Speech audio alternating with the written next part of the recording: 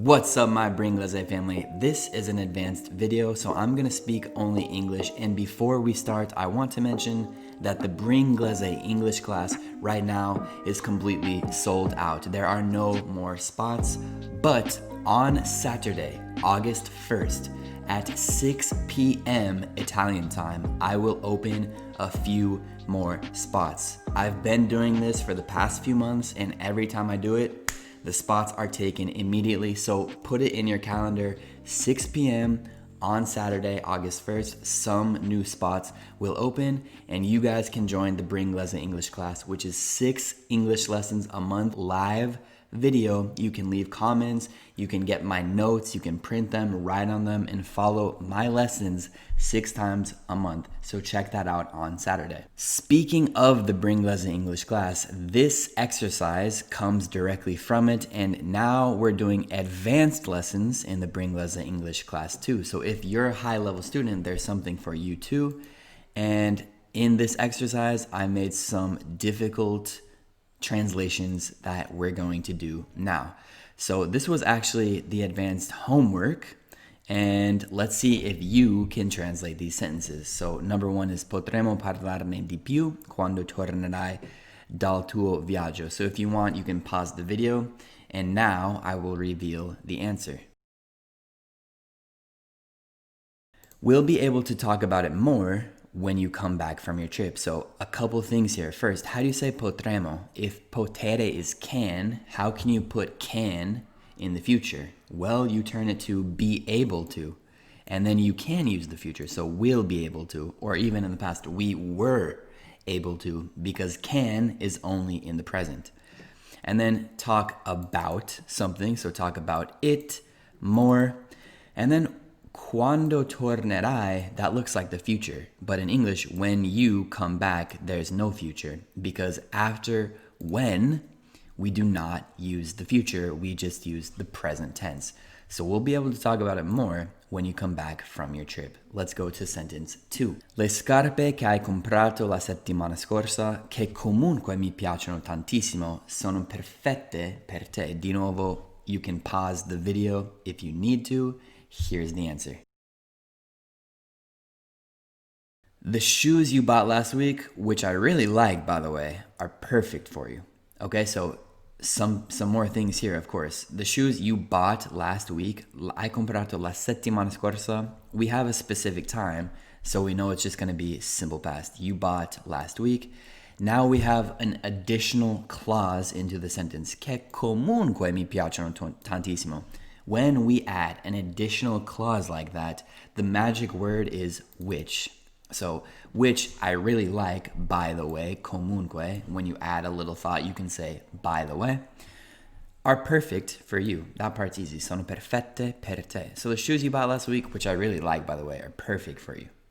Let's go to sentence number 3. Diamogli qualcosa di cui essere felice. So let's focus on this di cui. What do you guys think? Answer in 3, 2, 1.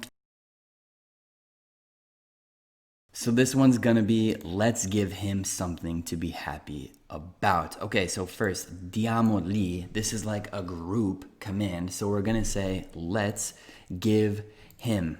And notice there's no preposition here. You do not have to say, let's give to him. It's just, let's give him qualcosa di cui essere felice, something to be happy about. So when you guys have di cui, per cui, a cui, just take that preposition, throw it at the end, and continue the sentence. Qualcosa essere felice about, something to be happy about. Let's give him something to be happy about. Non abbiamo passato molto tempo a casa ultimamente perché stiamo viaggiando attraverso tutto il paese. Ho dato un indizio qua giù, ma cosa pensate? 3, 2, 1.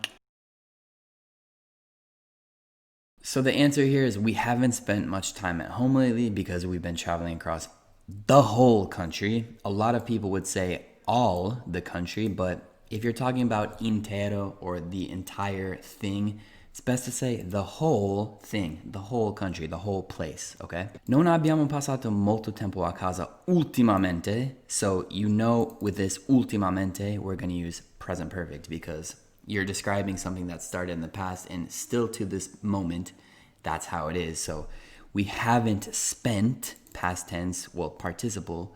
We haven't spent, you guys know in English we say spend time, not really past time. We haven't spent much time at home lately because we've been traveling. Again, present perfect, continuous. Ultimamente stiamo viaggiando, non solo adesso.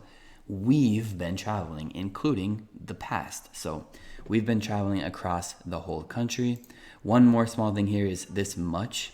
Great for negative sentences. This is a negative sentence, so I love the use of much in this sentence. Okay guys, we have 3 more. Next is non sapevi quanto ci voleva da New York a Los Angeles. Okay, so we have a negative question here. What's the translation? 3, 2, 1. So for this one, I would say, did you not know how long it took from New York to LA? Or you could also say, you didn't know how long it took from New York to LA.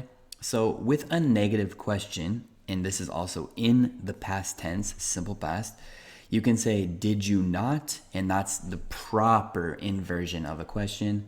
But it's also common to just keep a standard statement construction like affermazione, costruzione. You didn't know, and then you have the intonation of a question.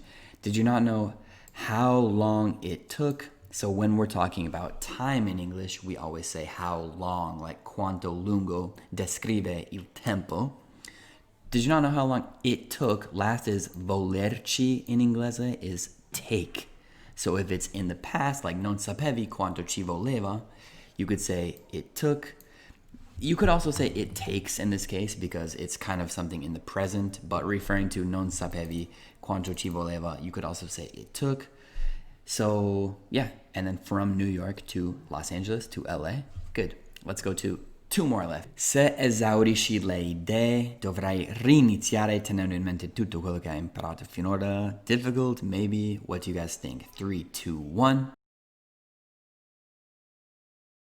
So here we'll say if you run out of ideas, you'll have to start again, keeping in mind everything you've learned so far. Esaurire in English, we say run out of ideas in this case. Dovrai, so this is dovere in the future. So dovere is have to in the future. You'll have to start again. Riniziare, iniziare di nuovo. Tenendo in mente tutto quello che hai imparato, keeping in mind everything you've learned so far. Di nuovo, hai imparato finora. We're going to use present perfect. You started learning here. You're learning, you're learning, you're learning, you're learning. Finora, you're still learning. So present perfect is perfect here. Keeping in mind everything you've learned so far is the classic way to say finora. Let's do one last translation, guys. È veramente triste sapere che se avessimo chiamato 5 minuti prima avrebbero risposto. Difficult conditional sentence. What do you guys think? Answer in 3, 2, 1. So there are 2 proper ways to say this. The first is, it's truly sad to know that if we had called 5 minutes earlier, they would have responded or answered. Or it's truly sad to know that had we called 5 minutes earlier, they would have responded. First, let's start with this. It's truly sad to know.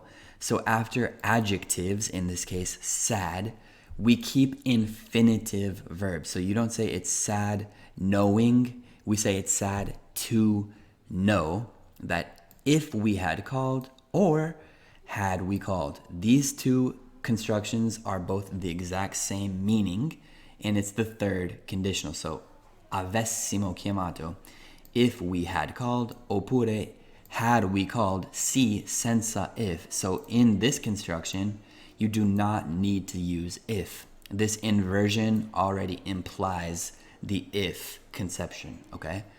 So, and then of course the second part, avrebbero risposto. This is kind of easy if you're advanced. They would have responded. Of course, that's just a would tense in the past. Would have responded.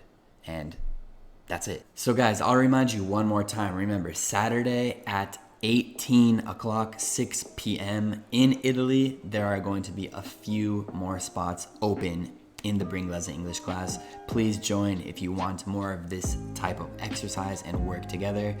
All my students really, really love class. I promise you, the reviews, everyone seems really happy. So I hope you guys learned something as always, and I will see you next time, maybe in the Bringlese English class, okay? Peace.